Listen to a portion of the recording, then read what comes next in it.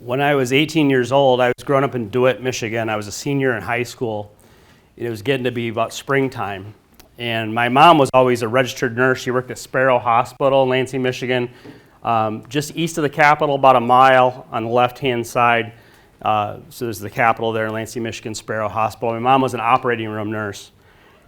And so she had that weird shift. I don't know if it was 7 to 3 or whatever it was. And so she would leave sort of early. That's what I thought. I thought that was early when I was in high school.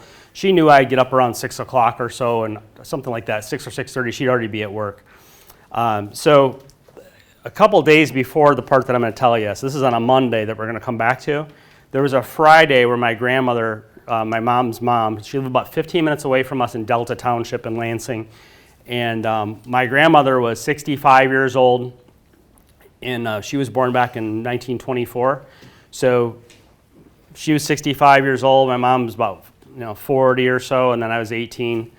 And that Friday, my grandmother got sick, and we were always really close with my grandma. When I was a little kid, say 4 years old or so, I had these on my mom's side, the grandparents, they divorced. And then they remarried, so then I had a perfect situation. I had maximum grandparents. I had 3 sets. I had my dad's side, and I had 2 on my mom's side. But when I was, say, 4 years old or so, my grandma would take me and my step-grandpa on the weekends sometimes, and we'd go over to Grand Ledge, a little town over on the Grand River. And they had a bridge that went over the kind of Main Street type of deal. It goes over the river, over the Grand River. But they had another bridge that went down to this little island in the middle of the river. And we used to go down there with the stale bread and feed the ducks and the geese. Nowadays, I don't think people ought to feed animals, but when I was 4 years old, I thought it was a good idea. And then they had, the Grand Ledge is a neat town. They had, downtown, they had I don't know if anybody remembers this. Anybody remember having a 5 and dime? Oh, yeah. A 5 and dime store? Yeah. Now it's a dollar store. That tells you about inflation. Now it's a $2 store. But they had the 5 and dime. And anybody remember penny candies? Oh, yeah. Yeah. When my mom was a kid, my mom was born in 47. My mom's 78 now, going on 79 in June. My mom said when she was a kid, she could buy a candy bar for a nickel. Anybody ever buy a candy bar for a nickel or maybe for a dime? When I was a kid, I was born in 73. I'm 53 now. In the 80s, I remember a candy bar was a quarter, and now I think it's like $2. I haven't eaten candy bars anymore, but probably $2 or something now for a candy bar. It's pretty crazy. But so we used to, we used to go over to Grand Ledge, go to the 5 and dime. They had a Tasty Freeze. Do you guys remember when you used to go to Tasty Freeze and they had, I don't know why they had, it was something with Major League Baseball. They had that plastic baseball helmet, little miniature baseball helmet, all the different teams on them. And I would always ask them if I could get the Tigers one, the Detroit Tigers, because people are going to throw things at me now. Detroit Red Wings, Tigers, what's next, Lions. You're just lucky I'm not a Pistons fan. I'll just go easy on that. So we had those plastic helmets. And they'd put the ice cream in there, so you're eating the ice cream, you're going to the 5 and dime, you're feeding the ducks. It's really a heck of a time. And then there was that time, I don't know, was it 78, that big snowstorm? I think it was 78, maybe a little earlier than that. So my step-grandpa, yes, had a snowmobile, so we go ride the snowmobile around, do all that fun stuff. And so here I am, a senior in high school, and I was already signed up for the Navy. In August 2nd, 1990, Saddam invaded Kuwait, and then about a month later, I volunteered for the Navy, because that was a smart thing to do, right? My dad did a similar thing back during Vietnam. He figured he might get drafted anyway, so he volunteered for the Navy. You'd think that'd be a smart thing during Vietnam. But then what did he do? He volunteered to be a hospital corpsman. He went in with the 4th Division Marines. He got that for a year. So, choices. So when I was a senior in high school, I signed up. I went to see I took the ASVAB. They scored high on that, and they wanted me to do nuclear power, and I said I don't want to be Homer Simpson. Remember, Homer Simpson used to work in a nuke plant. I said I wanted to be James Bond. So I went to the MEP station, Military Entrance Processing Station. They did a physical, and once you pass the physical, they offer you a job, and they offered me cryptology. And then I asked the guy what cryptology was, and he said, I don't know, I'm not cleared for it, but you got to do it. It's better than being an intelligence specialist to be cryptology. It's like intelligence specialist down here and cryptology over here. Oh, okay, great. So that's what I did. But anyway, so I'm in high school. It's about March of my senior year. That there's a Friday that my grandmother gets sick out of left field. And it was one of these deals where she got a fever and her tongue was swelling and then her brain was swelling. And my mom was an RN, and she knew a whole bunch of doctors, and so she could just call up a doctor and get them at home. And doctors she'd known for 20 years or 30 years. What should I do about this and that? And the other thing is, I guess 20 years, because she's only about 40 then. And they said a couple different doctors, you keep her at home. There's nothing different that's going to happen at the hospital than at home, but check in with me every couple hours. What's going on? And I was over there that Saturday and that Sunday. My cousin Heath, I have one cousin that lives in Chicago also. The rest of my family's mostly in Michigan, where I grew up, or we all grew up. I got one goofy uncle down in Tampa. You know how that is. You got people are scattered around. I got a cousin that one time he moved to. I have a cousin that used to live in Alaska. That's a long story, but mostly people are out of Michigan. They're in my family. But my cousin Heath was over there, and on that Sunday night, I was over there with my mom, and we're just doing what we can to take care of my grandma. But she had a fever real bad. Her tongue was swollen. She wasn't making a lot of sense when she said stuff. And they figured, well, there's probably a little bit of brain swelling too, but nothing too bad. So it gets to be about 9 o'clock Sunday night, and my mom says, Scott, you go home. You got school tomorrow, and I can't remember what all I had going on. I did a lot of stuff in high school. I think I was playing hockey in high school too, so I might have had a Monday night high school hockey practice or something. She says, you go ahead and go home. We had this little 2-bedroom apartment near where the middle school was, and just around the corner from the high school there in DeWitt, Michigan. Has anybody ever heard of DeWitt, Michigan? It's on the north side of Lansing, Michigan. It used to be a farm town, now it's a suburb. So I always say DeWitt, Michigan, it's home of the DeWittians. That's me. So really it was home of the Panthers, but it still is. But I always say DeWitt, Michigan, home of the DeWittians. So I go home and I go to bed that Sunday night, and I get up, 6 or so, and my mom's already, I would figure my mom would be at work, but I kind of forgot my mom was taking care of my grandma, so she wasn't going to go to work on that Monday. But anyway, the phone rings. She knows I get up about 6 o'clock or so in high school, and I answer the phone. I used to be a chronic night owl and morning oversleeper when I was a kid, and now I'm the opposite. Now I'm up at 4 or 5 in the morning. But my mom would always call me from work, and so that's what I'm thinking is she's calling to make sure I'm awake, and I was about half awake. And she would always say, Scott, are you awake? Are you awake? Okay, are you really awake? She had to do one of those to make sure I was really awake, so I just didn't fall back asleep. So she made sure I was really awake. She said, Scott, are you awake? I said, yeah, I'm getting up. I'm getting up, getting my stuff, get in the shower, go to school. And she says, Grandma Joe's dead. And this is somebody I was real close to. We were close geographically, but we were there every Sunday. My grandma grew up on a farm. And my great-grandmother, she was French or French-Canadian. My great-grandmother, they moved from Quebec and all that into Michigan for farmland.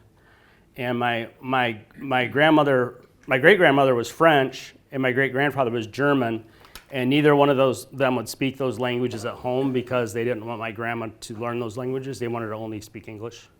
Because if you think about what was going on back, even with World War I and all that, and immigrants that came here, kind of maybe like today, immigrants that came here 100 years ago or 120 years ago, kind of in that area, they were kind of discriminated against because of their ethnicity. So, but my grandma she grew up on a farm, and so every Sunday, this is kind of I thought it was a weird thing. If you listen to how my mom would say, we're going to have dinner, that would mean 5 o'clock on Sunday, right? But if my grandma said we're going to have supper, it was 1 o'clock or so on Sunday, right? You're like, we're going to have supper or dinner? What are you doing? My grandma would always she'd make on Saturday, she'd spend all day making pies. She'd make 4 pies, really good chocolate. I'm not chocolate. She'd make a cherry and apple and all those, and lemon meringue and all these pies. And then she'd get food ready for Sunday supper. It's kind of like you're living on a farm, but she was living in a subdivision. And we'd come over and she'd have all the meals cooked, or all the stuff cooked for the meal. So we were just real close, and to lose her like that suddenly was kind of difficult. My cousin Heath's older brother, 2 years older than him, is Chad, who's my age, and we were both seniors in high school. Chad went to Holt High School, home of the Rams, south side of Lansing, and we were 18 years old, and we had to go over to Men's Warehouse on Grand River Avenue in Okemos, and we had to go buy some, affordable-ish suits for two 18-year-olds that are probably going to grow right out of them. and we were two of the pallbearers for my grandma. What happened with my grandma's estate, now it wasn't a huge estate, but they did have my grandmother, my step grandpa, they had a paid off house, paid off vehicles, they had some money saved. But here's what happened about a year before my grandma passed.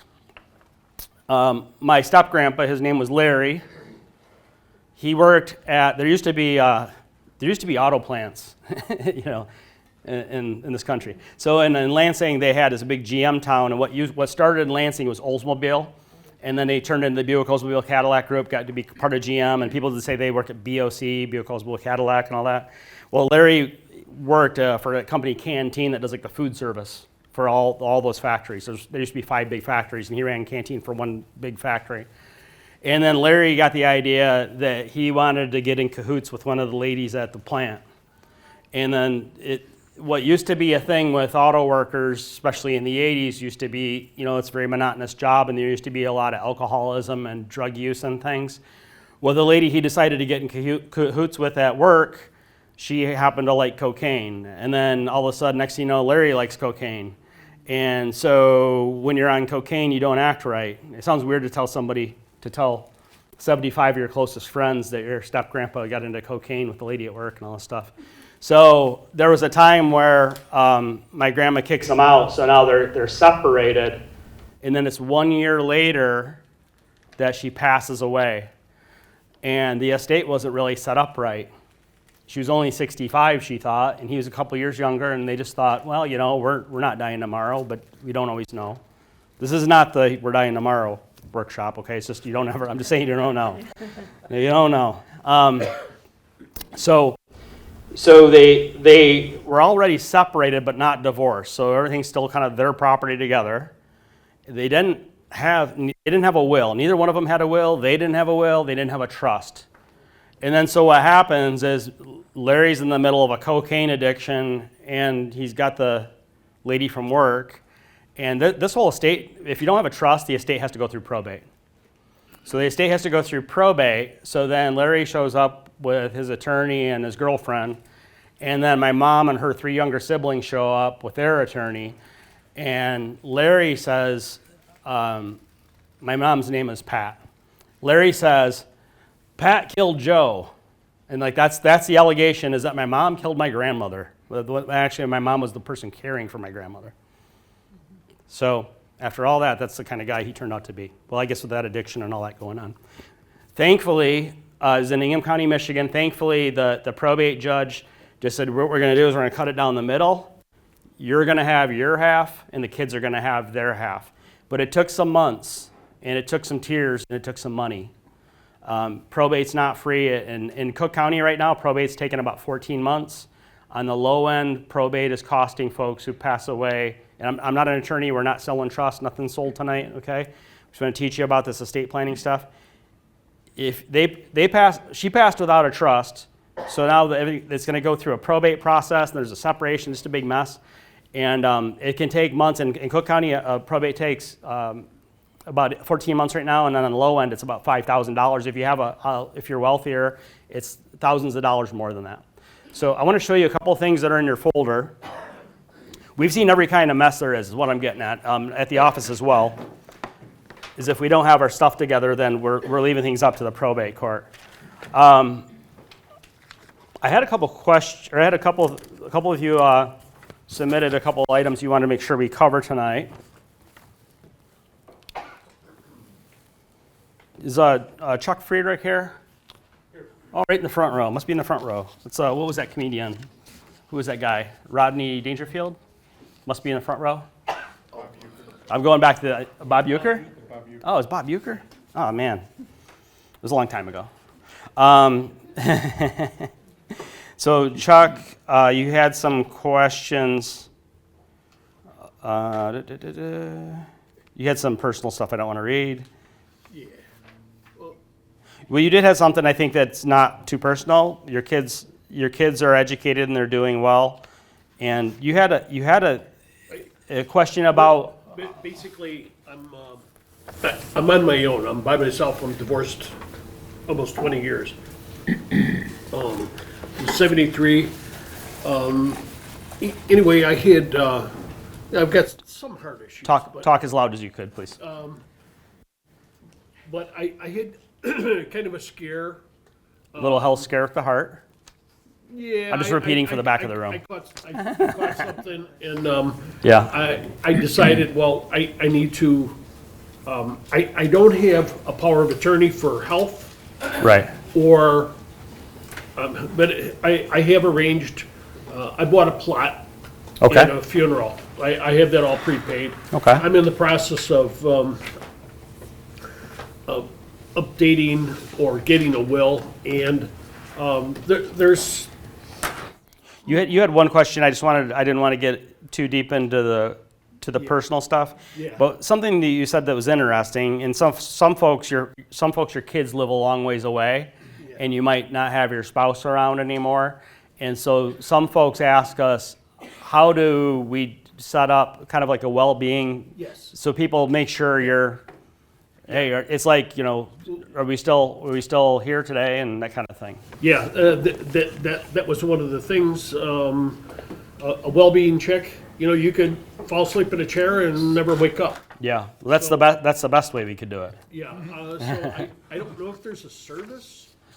Or, I don't know if this is the most. You had a lot of other personal stuff that I'm not going to read to the audience. Yeah. This is the one that was the most personal, but that's one to noodle over. And if any of you know, I wouldn't mind learning that as far as about how do we figure out. Tom? I have an arrangement with one of my sons. I send him an emoji text every morning so he knows that I woke up. It's the proof of life emoji text. Yeah. That's a good idea. Would you send me one tomorrow? Just text us back. That's a good idea, though. Yeah. I've thought of that, and I have a friend and a neighbor, but we're on the same age group, and Yep. so I'm basically what I'm looking for, or even for doing my finances. If I did pass away, as far as power of attorney for selling my stuff. Let me ask you a couple of things. Do you have a will right now? No. Okay, that at a minimum we need to have a will, okay? So in Illinois, if you pass away and your net worth is $150,000 or more, your estate has to go through probate. And that's a public process, and it can be contested. It goes through Cook County Circuit Court. You know how great that's going to be. At 14 months, $5,000 or more, and it can really be a heck of a mess. So if Chuck had a will, do wills avoid probate? So wills, you're still going through probate process. So what's better than a will? A trust. So a trust gives you privacy. It can give you some level of asset protection. It can avoid being contested. You can put an interim clause in your trust that says anybody who contests the trust is out of the, they're no longer a beneficiary. There's a lot of great things about a trust. And again, I'm not an attorney and I'm not trying to sell you anything, but that's something that we want to think about there. Julie, would you make a note? There she is. Make a note tomorrow. I'd like you to do some research for us. I know Andre and Max, a couple of our advisors, are going to be going to a high net worth conference in Kansas tomorrow. And we've got another advisor. She's in Boston doing the Certified Financial Planner course. So I'm going to lean on Julie and just give all their work to her. That'll be great. See you at the office in the morning. Do we have David and Gina Wojcik? Right here. Am I mispronouncing your name terribly? Wojciech? Wojciech? Yep. The W is like a V. Yep. So sometimes I assume the W is like a V, and then I get told, no, it's with a W. It's, people are getting Americanized. And you go by Dave? Sure. All right. That's actually my first name. I'm actually David Scott Tucker. So my mom named me David Scott Tucker, and then she called me Scott my whole life. And then now I tell people my first name's David, and they say, what's wrong with David? No, I don't know. It's my mom's fault. So Dave, you guys had a question that you're interested in trusts. What assets are included in a trust and which are excluded? So assets that can be placed in trust would be retirement accounts. That's the main thing that comes to mind. So, yes, sir? So I guess my question is, there's the $4 million limit Yeah, for the state of so, Illinois. So Are things that people generally have, not in that $4 million? this is good news for those, this is bad news actually. This is bad news for those of you who aren't already aware. Illinois has an estate tax, and a lot of people don't know about it. A lot of people focus on the federal estate tax. Let's say that Dave and Gina passed away this year. They could each leave behind $15 million and not have the federal estate tax apply. However, if Dave and Gina passed away this year, I'll give you a couple scenarios. Dave and Gina pass away this year, the state of Illinois looks to see how much your net worth is of all your stuff, unless it's in an irrevocable trust with a 3-year look back. It's a whole long story. So if your net worth was $4 million, you don't owe Illinois anything. If your net worth is $4 million and 1 penny, you owe the state of Illinois $285,000. Your estate. So do you guys have kids? Yeah. So that's $285,000 that could go to the kids or could go to charity, but instead it goes to Springfield. But they're going to do great things with your money. So all assets are included? Yes, your whole net worth, right. So now there's a thing we use. Now again, we're not attorneys, so we use an outside law firm. There's a thing we use called a Tucker Shelter Trust. So what that does is, say if Dave and Gina, if they have $5 million bucks, and they're worried about that $4 million threshold. So Illinois, the feds, they have a $15 million per person exclusion. So you all could pass away now with $30 million, no federal estate tax. But what we need to be concerned of with as Illinois residents, there's a threshold, not an exclusion. So if you go to $4 million as a couple, no tax, $4 million and 1 penny, $285,000 goes to Springfield. If we use a Tucker Shelter Trust, you have a $4 million. You get portability, because you don't have a portability in Illinois unless you have this. So we would be able to raise the roof from 4 million to 8 million. So we'd be able to pass 8 million without the Illinois estate tax. The Illinois estate tax is progressive. It starts out at 0.8%, goes up to 16%. We had a gentleman come see us about 10 years ago, and we were in the same complex but in a different office, like in the next door building. We're at I-90 in Cumberland, neck of the woods, Valspar building, Rand McNally building, first floor right off the lobby there. He comes to see us 6, 7, 10 years ago. It's blurry, but I know we were in the old office. And at that time, he had $6 million. I said, there's this Illinois estate tax, you and your wife, and there's no portability. Anything above $4 million gets taxed. So he comes to see us. He came to this workshop. We taught it at Park Ridge Park District a couple months ago. So he comes to see us again. He goes, okay, last time I had $6 million, now it's even worse. I go, what do you mean? He goes, my wife just inherited $6 million from her uncle. So now we've got $12 million, and we still don't have that Tucker Shelter Trust thing with the $4 million to the $8 million. We don't even have that. And we ran a calculation. Max and I did this in the meeting. We ran a calculation how much his Illinois estate tax would be or how much theirs would be, the way they're currently structured. $1.92 million to the state of Illinois. So would you rather have that $2 million go to your kids or to charity or just go to the state government? And different people have different opinions about taxes. We did have a couple take this same workshop about 3 weeks ago at the Mount Prospect Park District. They happened to be from Sweden. They had different attitudes about taxes. They came to the office. We showed them, I think falling out of bed, we could save them $650,000 in taxes. And they said, well, somebody's got to pay taxes. So, well, okay. Yes, William? What if you're single? What do you do then? If you're single, William, if you have $4 million, none of your estate goes to Springfield. If $4 million and 1 penny, $285,000. And now this is where the Tucker Shelter Trust doesn't help you from the $4 million to the $8 million. Right. Now what we need to consider are irrevocable trusts, and we start scooting out maybe $1 million a year or whatever the number is, however much we have to deal with. But we scoot out a bit year by year so that you still have $3 million to work with, but we have an irrevocable trust over here where we've made it not your money. As far as you're going to have a little bit of a loss of control, but do you have children? No. When you're gone, where does the money go? Other relatives. Other relatives. Siblings. Okay. So this might, when you want to benefit family members, nieces, nephews, and that, this might be a reason for us to have a better estate plan, so we just don't shovel the money to Springfield and that. We had so Dave and Gina were in a trust. What assets are included in a trust? Typically, folks get it. What folks normally get earlier, like around your ages. Okay. And I know you're only 29, dear, but still. What folks usually get when they're younger, like Gina, is usually an irrevocable trust, okay? I'm sorry, a revocable living trust. I'm thinking 2 steps ahead. Usually folks get a revocable living trust when they're younger because it's revocable, you can change it, you can amend it, all this, you still have access to the money. And folks typically will place their home in the trust, their vehicles in the trust. And again, I'm not giving you legal advice, don't try this at home or on LegalZoom. Their home, their vehicles, their non-retirement assets. However, I would say, I want to clarify that some. Retirement assets would be things like IRAs, 401ks, Roth IRA, Roth 401k, deferred comp, all those.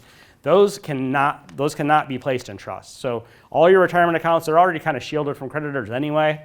They don't really need to be in the trust. And they can't be titled in trust. And those retirement accounts, you want them to benefit people, not your trust, because benefiting your trust could cause actually more taxes than if it benefited people. Other things that we don't place in trust would be life insurance policies. Life insurance policies are already sort of shielded as well because life insurance policies are to take care of spouses and kids and all that, orphans and that, and surviving children and surviving spouses. And also, if you own any annuities do not get placed in trust either. And then Dave said, we're interested also to hear your thoughts about tax planning for Roth conversions, especially in this window between 60 and 67 years of age. We are concerned. One thing that's in your folder on the left-hand side on top, we are concerned about, now this is going to be a real crowd pleaser. We even have couples that don't agree on this. We have a couple that are in Park Ridge, and the husband voted for President Trump, and the wife voted for Bernie. Boy, it's like cats and dogs living together. Those meetings are fun.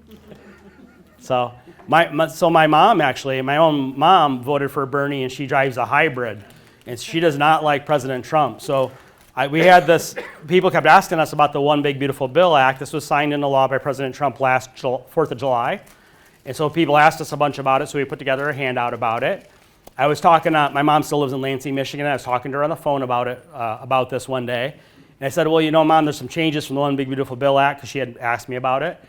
And I said, oh yeah, the One Big Beautiful Bill Act? And she goes, oh, don't call it that, I hate that name. And I said, well, Mom, I can't help it. You know, I'm a licensed financial planner. I have to call it what it's called. The name of the bill is the One Big Beautiful Bill Act of 2025. And I said, Mom, in fact, I think he named that just to piss you off. And then, so what we did to make my mom happy, we printed this in blue. See? So now those of you that voted for President Trump are mad it's in blue. My mom's mad at the name, but I said, Mom, we put it in blue just for you. I mean, look at this, how much blue this is. So that's really great. Now, we are concerned. The Trump tax cuts were made permanent. You got to listen to the fine print, though. They'll say that the One Big Beautiful Bill Act made the Trump tax cuts permanent. However, something that could happen in 2028, we could have a blue wave, and everything in Washington could change. This whole thing could get repealed. What the most likely outcome would be is if we have a blue wave, this gets repealed as early as January of 2029, and that would repeal the Trump tax cuts. And the rates we would most likely go back to, at least initially, would be the rates we had under the Obama administration. Under the Obama administration, some of the brackets were as much as 25% higher in that bracket. What I mean by that, there is currently a 12% federal bracket, and if what it was under President Obama was a 15% bracket. So if that bracket were to go from 12% to 15%, that's not an increase of 3% in that bracket. That's an increase of 25% in that bracket.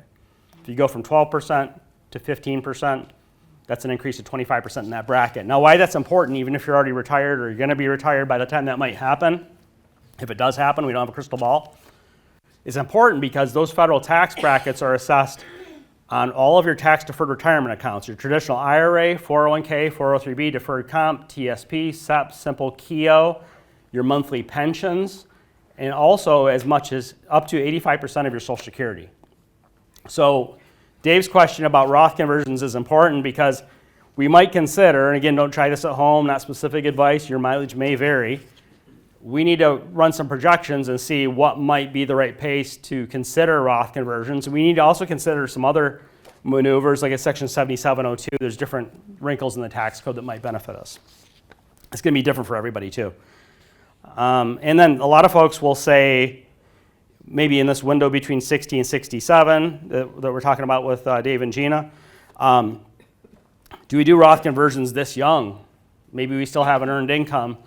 Well, I would say you might want to do them before you get to Social Security. For a lot of folks, you should put off Social Security to age 70. A lot of people want to hear that. It's not always that way, but that's more folks are hurt by filing at 62 than by filing at 70, or at least in the direction of 70. Those years, a lot of people want to have their paycheck stop here, like a timeline. Have my paycheck stop here and my Social Security start the next day. That's usually a bad idea for most folks. A lot of folks are retiring earlier, maybe 62, and maybe that'll take Social Security at 70. Those years in between, a lot of folks, most folks we see in that age range, have 90% of their retirement savings in tax-deferred accounts. Might be a good idea to take some of that money to live on right now, let your Social Security get larger, because if you file too young, you're locking in a low benefit for you and for your surviving spouse. And you're also going to lose out to inflation, because Social Security never gives you true inflation. They don't give you inflation on food and energy. They just give you inflation on the other stuff. Well, you need food and energy. So that's the thing to consider. So those years between when you stop working and you get Social Security, those years are ideal for us to consider Roth conversions and other tax planning maneuvers. Lisa and Roy Harden, did they make it? Oh, Roy's right here, and there's Lisa. Oh yeah, I sat you down. I have a short-term memory thing. You guys just want to learn about the options available for estate planning. There are different options. You could have no will and die intestate. You could have no will and die with $150,000 net worth or more, and still have to, and your estate goes through probate without a will. This can be a problem if you go through probate without a will. You might have 2 kids and one of them doesn't talk to you and you wanted to cut them out, but you never did. The court says, well, they each get 50-50. It's one of those. If you have a will, so say you have a will and say you have a kid that you wanted to cut out. I'm not saying your kids are you guys have kids? Okay. I'm just going to say one of them's a bum and one's not. That's what we'll say. One of them doesn't talk to you. So you might have a will and you might say, I want it to go to this kid and not that kid. We'll just make it 2 kids. When you go through when your estate goes through probate with the will, the probate court has to notify the kids that they can come to the probate court and contest the will. And this is how wills kind of don't hold up. If you were to have a revocable living trust, what would be better there is a trust avoids probate, and then you would have you'd have privacy. There would be no challenge of the trust. You'd have an interim clause in there that if any of the kids challenge the trust, they're cut out as beneficiaries. Also, you'd save time. You'd save 14 months in Cook County right now, and you'd save at least $5,000 in probate expense. So, Lisa, does that cover what you wanted to figure? That's the start. There's a lot to it.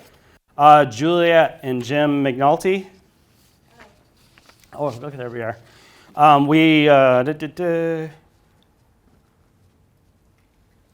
Is it okay if I read your comment? It's not real personal. We have a will, but need to set up a trust, so looking for information on that. And I do think that's a better idea. So AARP and other organizations, but AARP is the one that sticks on my mind. They do study every few years, and you could have a will-centered estate plan, or you can have a trust-centered estate plan.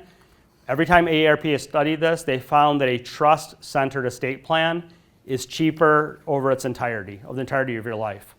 Now, I don't tell attorneys what to charge. That's none of my business. I don't practice law, no law license, non-attorney spokesman, and all that stuff. Some people will go say, well, I was told I could get a will for $300 or I could get a trust for $3,000. I'm going to get the will. Well, but now you've got the back end expense of the time and the challenges perhaps in probate court, and you've got all the expense of probate. You might get that trust up front, and maybe that's $3,000, but you have no probate expense on the back end, and it avoids probate, and it's settled right away, and it doesn't get challenged. And you have privacy. Let's go back to say in Dave and Gina, let's say now they have $2 million in this story. You pass away with a will, it's public information. Let's just say you had 2 kids, and each kid gets $1 million, and it's public information. So I can go to Cook County Circuit Court, and I can sign out your file, and I can look up and see who got the money. Not a great idea, okay? If you guys pass away with $2 million and you have a trust, it's top secret. I can't see it. It's a private matter. It doesn't go through probate court. That right there might be worth it, because you don't want your kids getting targeted for scams and things. And David Hargis, there you are. I don't know what, we know David pretty well. He became a client some little while back. I don't know what I don't know or need to know. Is that a statement or a question? That's what I don't know what to ask you. A little bit of both. Two questions. Yes, sir. If your primary residence is in another state, do you skip the Illinois state? Oh, this is a good one. If you, Illinois is special. If you have Illinois property, Illinois is going to try to assess an estate tax on it. Just the property. Yeah, your Illinois property. So we get folks of all different stripes. We help folks that have saved $250,000 for retirement, and we have folks that save $5 million for retirement. They're a wide range of different people. We did get a gentleman. We're on. How many of you have seen? Have you seen this beauty on TV? Anybody seen this beauty on TV on the weekends? I'm pointing at myself. Oddly, anybody? No. Bueller. Okay, so we're on Channel 2, Channel 9, and Channel 32 on the weekends in the mornings. And so we get a gentleman who he sees me on Channel 9 on like a Saturday or Sunday morning. He gets on a phone calendar as the television personality suggests, and he goes, I got a problem. I go, what's that? He goes, I've been keeping my nose down, being frugal. My wife and I both have, just working regular jobs. Like he's got a regular job, and she's got a little business. We've just been saving like crazy. And I go, what's the problem? He goes, well, the problem is now we're 62 and our net worth is $20 million. We live in Illinois. I said, oh boy, oh goodness. It's a good thing. It's a good problem, bad problem. And I go, how much of that is in investable assets? Oh, $16.5 million. Okay, great. How much of that is in tax-deferred retirement accounts? $8.5 million. We calculated, and this is roundabout, pretty accurate numbers. We calculated we should be able to save them on the tax-deferred retirement accounts by recharacterizing things, $4.25 million in federal income tax on those $8.5 million of tax-deferred IRA accounts and 401ks. And then the thing he was shocked about that he saw on Channel 9 that I was talking about that day, or that weekend, is that we were talking about the Illinois estate tax, and he wasn't even really aware of that. So he and his wife, they don't have the Tucker Shelter Trust. They get the $4 million threshold. So at least you do that Tucker Shelter Trust thing, you get $8 million threshold. That would help a little bit. But in their case, we would have to also start peeling off some money year by year into an irrevocable trust. And there's a 3-year look back on that, both state and federal. But it is possible. We figured that we could save them about $2 million in Illinois estate tax. So in their case, they would be looking at a $2 million estate tax savings if they did something. So $4.25 million saved on the taxes on the IRAs and 401ks, another $2 million on the estate taxes. So that's a savings of $6.25 million just for that one family. And I asked him, where are you now? He said, I'm at Vanguard. And I said, why are you at Vanguard? He said, because I don't have to pay a fee. I said, you're paying a fee at $6.25 million. Yeah, we don't charge near that. I mean, if I could figure that out, that'd be a heck of a racket.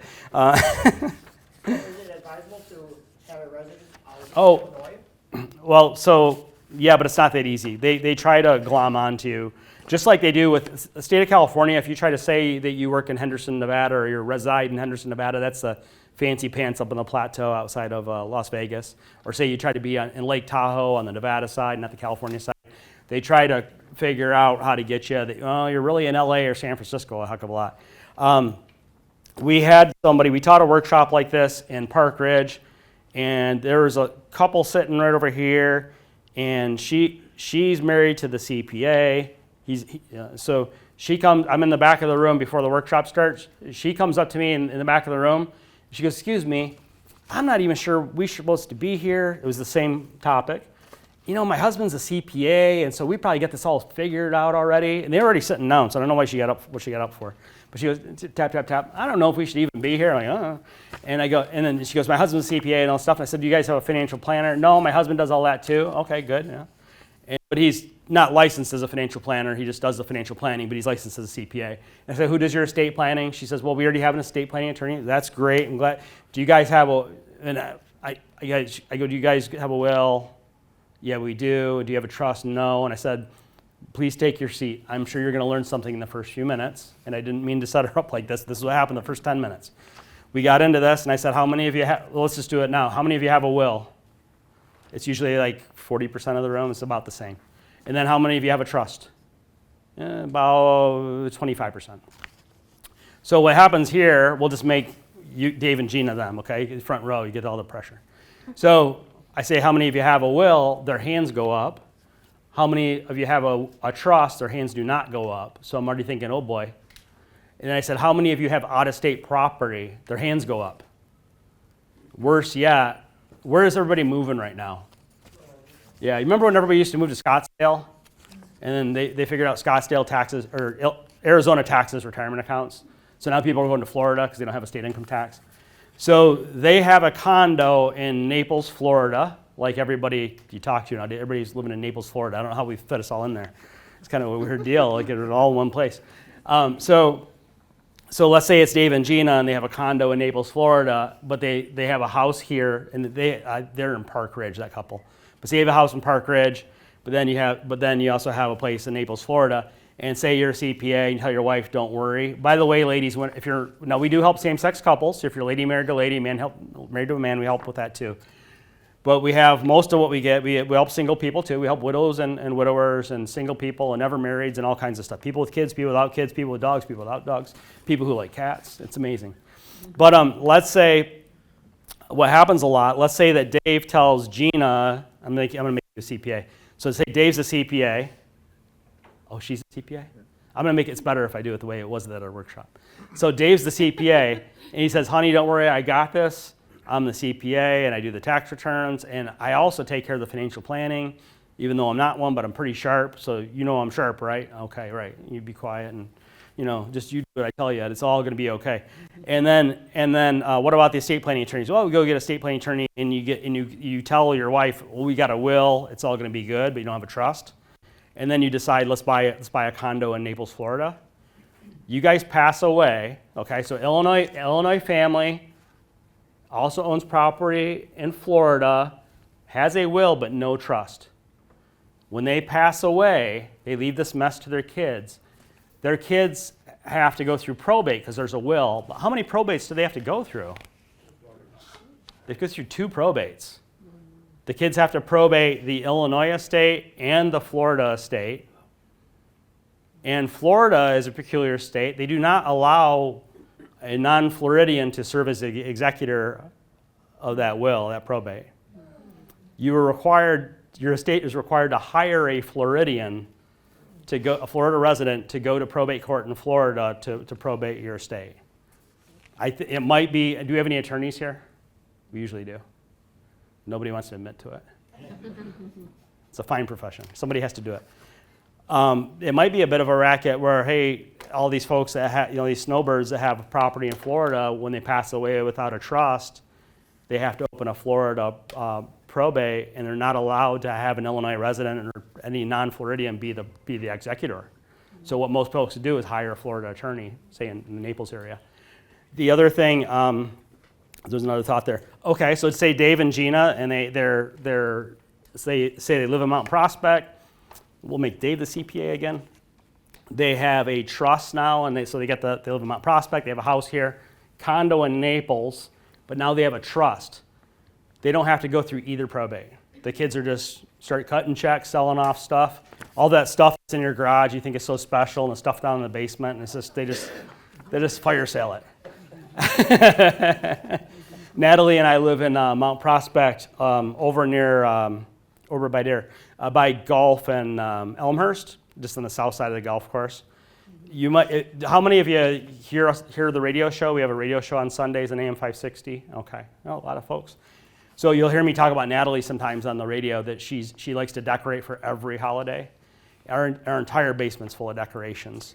I said, what's going to happen when we're going to have in our trust what happens with all the decorations when we pass? Faizan Khan? Faizan? Yeah. Is that name Iranian? No, Pakistani. Pakistani, okay. I was just guessing. I should have asked you instead of guessing. It might be offensive. Different types of trusts and any power of attorney info. Different types of trust, real generally, revocable and irrevocable. And then power of attorney, you want to be, power of attorney for what purpose? So it's kind of like twofold. So parents are getting older. I kind of want to do a couple things for them, and then for myself, I'm a first responder, so I want to get stuff done for my family as well. Power of attorney financial or medical or both? What are you married now? I am, yeah. Yeah. 2 kids. Okay. Are you thinking for your parents' purposes right now, or I guess for the PO, yeah, for the both?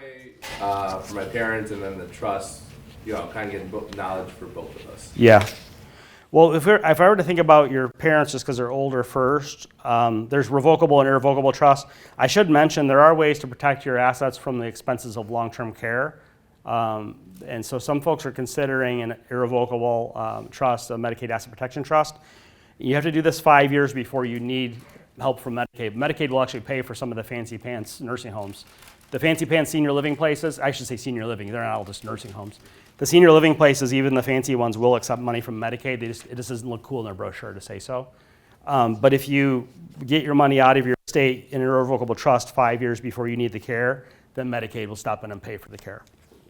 And then power of attorney could take a lot of different, you could have a healthcare power of attorney. I have, my mom's an RN and her husband is a physician's assistant. They're both retired now. But because they're so knowledgeable of medical issues, I've named both of them as healthcare power of attorney. They would be best suited to make kind of medical decisions.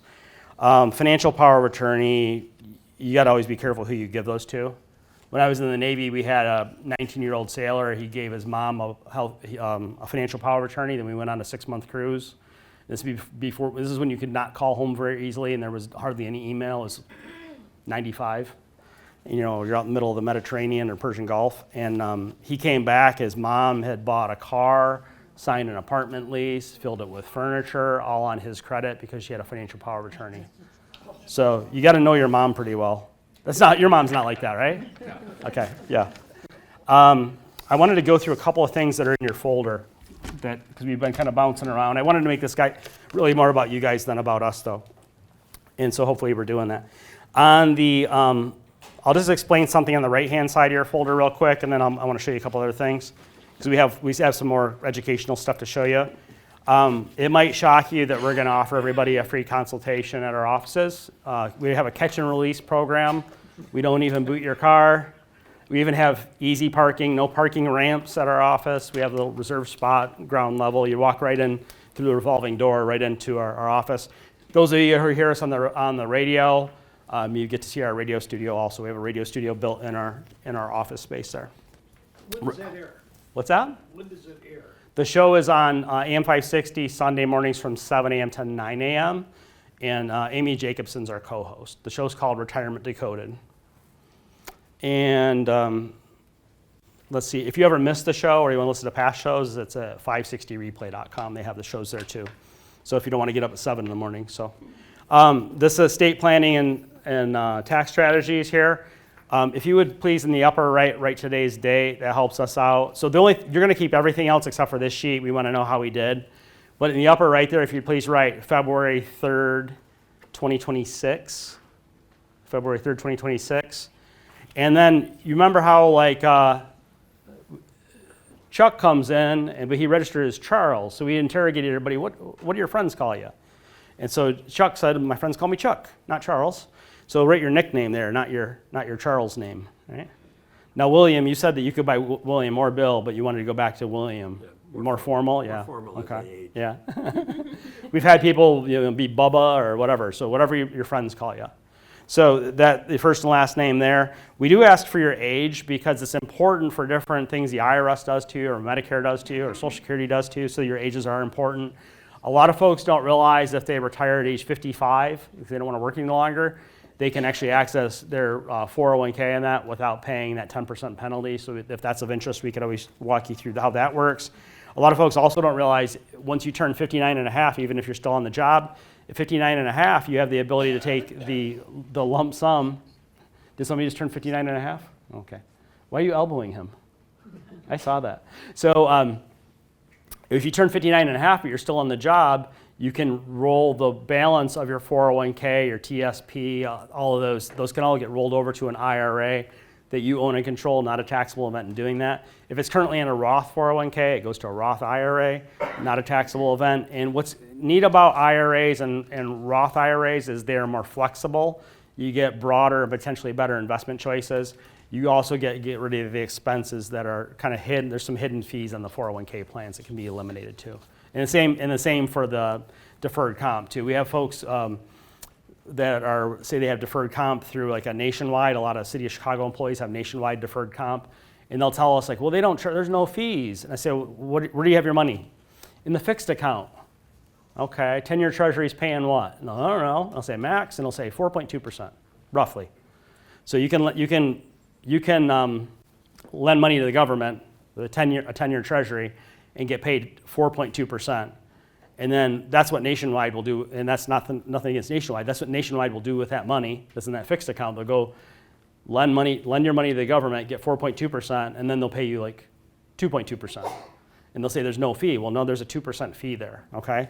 So there are fees in employer plans that are not often known to folks that are in the plan, so not disclosed real well. Your spouse's name, first and last, nickname, please, and then their age also, even if they don't want you to tell me. If we have a difference of age here, this may open the door to some creative planning in the area of Social Security. We might be able to find potentially some better Social Security lifetime benefits for you. A lot of folks don't know if they're a widow or a widower and you're 60 years of age, you may be able to collect a widow or widower's benefit and delay your own benefit till later, so it's larger. There's a lot of different things that happen there. If you were once married, this is a weird one, so where it says spouse, so if you were once married for 10 years or longer, and you've not yet since remarried, so if you're once married for 10 years or longer, you've not yet since remarried, you want to make a note of that. They're, say, once married 10 plus years, not remarried. There is a strategy without harming your ex-spouse, even if you'd like to. There is a way to get a spousal benefit and defer your own benefit till later. So there's a lot of different ways to maximize the amount of money that you get back out of your Social Security because you paid a lot into it. Your cell phone, most of you have that, but if you just humor us and write that in there so it's all in one place. Who has the most email addresses? There's always somebody. Who has the most? There's usually more than one somebody. Do we have any volunteers? Who has the most email addresses? Make it a contest. There's usually like an IT guy. We have an IT guy at one of these. He said, I have 10 of them. That's what usually happens. David, do you have how many email addresses? How many do I have? Yeah. 4. 4? Does anybody have more than 4? And it's Linda. How many email addresses? Probably 7 or 8. 7 or 8. Do you guys work in IT? No? Just weird thing about you guys? Particular email address that you use? I use them for different things. Different things? Well, the one that you use, where all the important stuff goes, that goes on the email you use. That's why it says email you use. So Linda has 7 or 8. She lost money, she lost track. All right?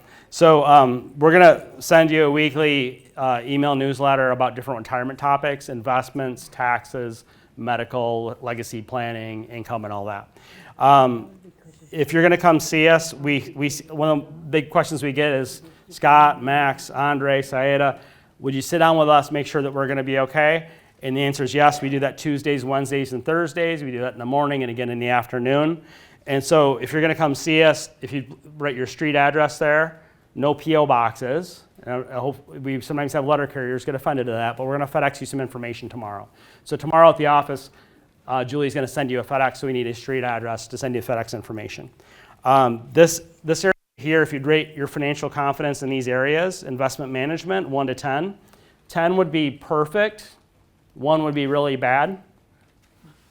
And do you know what's missing here? 1 to 10, what's missing? 7. The 7s are missing. We took the 7s away because that's like fence riding. What folks always want to say, oh, I'm above average. Oh, lucky number 7. Oh, I'm doing better than most. So what I would say about this, though, in the area of investment management, if you could score yourself 8 or higher, you probably don't need our help in that area. However, if you score yourself in the investment management area 6 or lower, we probably ought to sit down and talk and see if there's anything we might do better. Even if you already have an advisor, or if you'll never have an advisor, or you just want a second opinion, just get a checkup from the neck up, as they say, And usually folks who come see us have at least 3 blind spots, and some of them, you ever hear there's a saying, I think W. Clement Stone said, little hinges swing big doors, something like that. So tiny little changes or adjustments you might be able to make that might put you a lot better off, and we're happy to share the information with you. Tax planning for retirement. You've heard some of the stories about some folks that have some significant taxes in their future. I don't have it in front of me for some reason. I have a Slinky in my little box there. Remember that Slinky toy from the 70s, 80s? If you have $1 million IRA or 401k deferred comp, it sounds weird, but because it keeps growing, keeps throwing off taxes, and it causes taxation on up to 85% of your Social Security, $1 million IRA, just as one kind of rule of thumb, $1 million IRA, because it grows and throws off taxes, it causes taxes on Social Security, should create about $1 million of federal income tax over your lifetime. If we can cut, and usually we can cut that future tax obligation about in half. So somebody with $1 million tax deferred retirement account, like IRA, 401k, we should be able to save you about $500,000 in federal income tax. If it's $2 million, save you $1 million, this sort of thing. So tax planning for retirement, 1 to 10. 10 would be perfect, 1 would be, oh my goodness. No 7s. If you could score yourself 8 or higher there, you probably don't need our checkup from the neck up. And 6 or lower, you might want to talk about it. Medical planning for retirement. We, Andre and Max and myself are all licensed in Illinois for health insurance, and we also have a full-time Medicare broker. We also can show folks how to make long-term care insurance unnecessary. Don't go surrender your policies, but using a Medicaid Asset Protection Trust, we can show you how to make it to where you don't have to have long-term care insurance. That's a 5-year planning window there to get there. It's a 5-year look back on that. Legacy planning, 1 to 10. Most of you don't have a will. Most of you don't have a trust. So probably in the area of legacy planning, we probably can't score ourselves real high. So score yourself there from 1 to 10, no 7s. And I would say if you already, who somebody had a trust? There's a whole bunch of people at trust. So we have a trust over here. So if you have a trust, but you still have a bunch of your money in tax deferred retirement accounts like IRA, 401k and that, you really haven't completed your legacy planning because you still have money in tax deferred accounts. If you passed away yesterday, today your kids are paying the taxes. Somebody's paying the taxes. The only way around that is if you leave your tax deferred retirement account to charity, they don't pay the federal income tax. But if you don't handle your federal income taxes, and now is probably a pretty good time, historically low tax rates, we've had these Trump tax cuts since 2018. We only know that we'll have them through 2028. They could be gone in 2029. So we only know that we have them for a little bit. Income planning for retirement, all the time we meet with folks who do not have a plan to make sure their money doesn't run out. And so you could score yourself there in the area of income planning. There is a, in the lower left here, it says my or our risk score is. I want you to write there, please, how many miles per hour should you be driving? And the choices are 0 to 100. We have folks all the time come to us. Typically, this happens a lot, or folks just stop paying attention to investments or stop looking at the risk because the markets are all-time highs.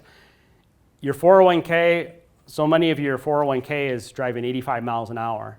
We run it through a Riskalyze report, and it impartial, shoots back the information, and it says, pick on Jim, it says, Jim, your 401k is driving 85 miles an hour, you could have a bad accident. So what speed do you think you ought to be driving? 40 miles an hour, 45, 50? What's your risk score? Write your risk score in there. I doubt that your risk score ought to be that 85 miles an hour, that's how you ought to be driving. So that's what we mean with that one. If you'd like us to x-ray your tax returns, check that box, and we can run an analysis of your tax returns. We have a Medicaid trust, yes or no. Medicaid trust is that Medicaid Asset Protection Trust that can make your long-term care insurance unnecessary and can have Medicaid pay for your senior living facility. And that one's a 5-year look back, so we need to start now, not later. And then do we have a living trust, yes or no? I think it was about something like 75% of the room did not have a trust. So if you don't have a trust, your estate's going through probate. A will, you go through probate. No will, you go through probate. It's only a trust that you avoid probate. We have an income plan, yes or no? And then, like I said, we're going to offer you a free time to come see us Tuesdays, Wednesdays, or Thursdays, mornings or afternoons. You don't need to worry about which particular morning or afternoon, which Tuesday, Wednesday, Thursday. A lot of folks are here, it's Tuesday evening, maybe Tuesday afternoons are good for you. Or maybe sometimes we have somebody who says, I'm Mr. Man, I'm really important at the company and I can't ever leave work. Well, I tell you what, let's say that Roy's really important, he can never leave work, he's the executive and everybody looks up to him and nobody can buy a copier paper without him. And I say, Roy, if you haven't got it done by Thursday at 4 o'clock, it ain't getting done this week. They say, what do you mean? I'm important. I say, hey, how about Thursday at 4, right? So that's a choice there for folks who are ultra important. At the bottom, we already got in your business in the upper right about what your age is. And then at the bottom left, we're going to get in your business again about how much you save for retirement, excluding real estate. We know that most folks that are attending tonight have saved $1 million or more in investable assets, at least if you got our thing in the mail. On Facebook, it could be a little bit of a mixed pond, and that's okay too. We help folks with less money. We help folks typically anywhere between $250,000 to about $5 million. That seems to be the sweet spot, although there are outliers. Why we ask, so at the bottom here, how much we've saved excluding real estate. If you've saved, let's say you've saved like $500,000 for retirement, we need to make sure we minimize federal income taxes on your tax-deferred retirement accounts. I don't want to pay a penny of taxes on your Social Security. I want to make sure we have an inflation plan for retirement. I want to make sure we don't lose money in the market. Not too awful much anyhow. I want to, I say max out Social Security, that's one of them. Now, if you are up where you're like over $3 million, let's say, we're concerned about taxes. If you're at $3 million today, and you say, well, the Illinois threshold's it's $4 million, I have room. If you're at $3 million today, 10 years from now, you're probably at $6 million, even if you're not getting great returns. You're going to blow right through that $4 million threshold. So different people have different problems. Some people have run out of money problems. Some people have overtaxation problems. And so we want to be prepared for any eventuality there so we can prepare for our meeting. If you're going to come see us, I want to show you a couple more things in the folder real quick. If you're going to come see us, like let's say if Gloria was going to come see us, you keep it's a long story. She goes by Gloria. So if Gloria was going to come see us, register as Barb, goes by Gloria, I don't know. My mom named me David Scott Tucker. I don't know what happened. So if Gloria's going to come see us, Gloria would stay seated with her survey form filled out completely and her name tent out here, loud and proud. Don't put your name tent in your folder. It confuses the staff. We have what we'll do though is you'll have this little map card that has like a appointment receipt. We keep the survey form, you keep the map card thing, but if you just have those out in front of you. And we're not done yet, and I do have a little map about where the office is. Couple things to show you on the left-hand side of your folder, just ever so briefly, we've not gotten to yet. We do have the One Big Beautiful Bill Act handout we talked about already. We do have our new and updated 2026 tax summary. This is two-sided, has a whole bunch of good information on it for you.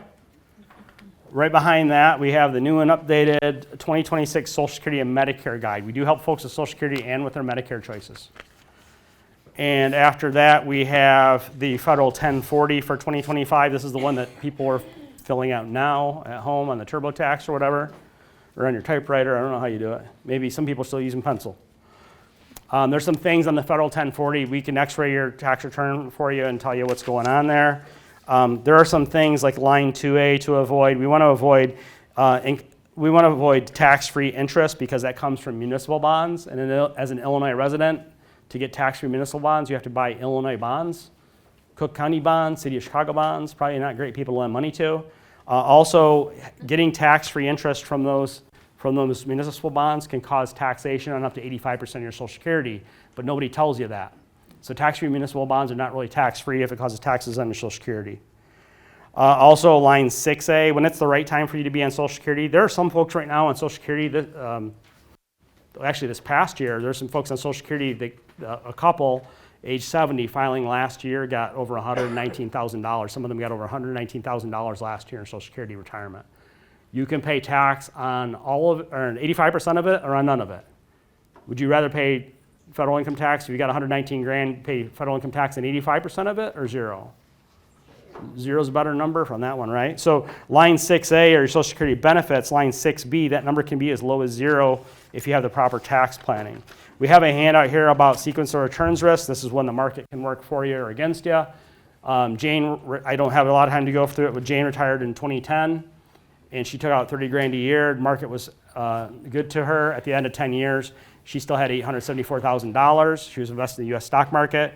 The other side, Jill, did the exact same thing, but retired in a different decade, and the market was not kind.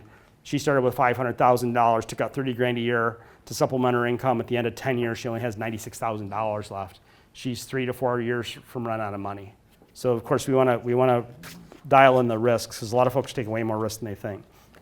Max told you when I was in the Navy, I was a Navy code breaker, a cryptologist. This is our retirement decryption process. These are the 5 critical areas of your retirement planning you need to have handled. Most folks have a financial planner. They're only getting help in the area of investments, and they work with a financial planner at a big box firm. And that financial planner oftentimes is doing things like recommending that firm's mutual funds, conflict of interest, not fiduciary care. That same advisor at the big box firm is told they cannot help you with tax planning. That could cost you $1 million. It could cost you, like the one gentleman, $6 million I was talking about. Healthcare planning. I think the folks that are helping you with your retirement planning ought to be helping you with your health insurance up to age 65, and also your Medicare planning beyond that. Also your long-term care planning, how to use a Medicaid asset protection trust so you're not on the hook for your long-term care. Legacy planning. Most of you don't have a will, and most of you don't have a trust. And those of you even that have a trust, when you come see us, I'm sure that we'll see, like we usually do, not a judgment, that most folks come see us have most of their money set up in tax-deferred retirement accounts, so they're going to leave their unpaid federal income taxes to their kids. A lot of you are not going to use all your money. Income planning, we can show you in objective data why it may not be a great idea to file Social Security at age 62 unless you have a terminal illness. Some folks do, but most folks don't. So if you're going to come see us, like I'll use Gina as the example this time, fill out your survey form completely, please. Have your map card with the little receipt there in front of you. And if you just say seated with your name tent there, and then we have 6 or 7 of us that are coming around quickly and help you out, set up some times to come see us this week. We have a couple times actually available this week, which is unusual, but this week, tomorrow and Thursday. Then we also have Tuesday, Wednesday, Thursday next week and such. So I thank you for coming out tonight. Hopefully you learned some stuff. Hopefully you didn't get too confused. And if you did, we'll get you unconfused. But we'll see you at the office.